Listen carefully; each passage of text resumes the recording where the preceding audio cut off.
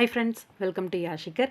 நம்மளோட Galatta award function வந்து இன்றைக்கி நடந்துச்சு. அந்த அவார்ட் ஃபங்க்ஷனுக்கு நம்மளோட அமல்ஜித் அண்ட் மனிஷா அவங்களுமே வந்திருந்தாங்க.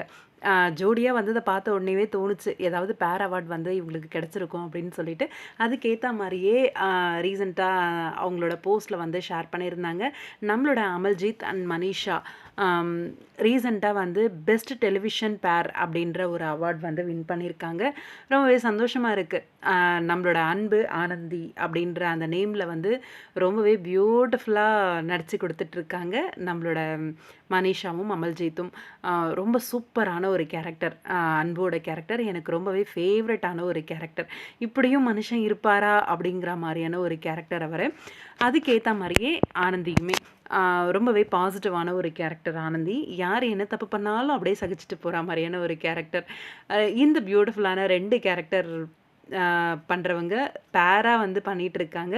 இந்த பேருக்கு வந்து அவார்ட் கிடச்சிருக்கு அப்படிங்கிறது ரொம்ப பெரிய ஒரு சந்தோஷமாக இருந்துச்சு.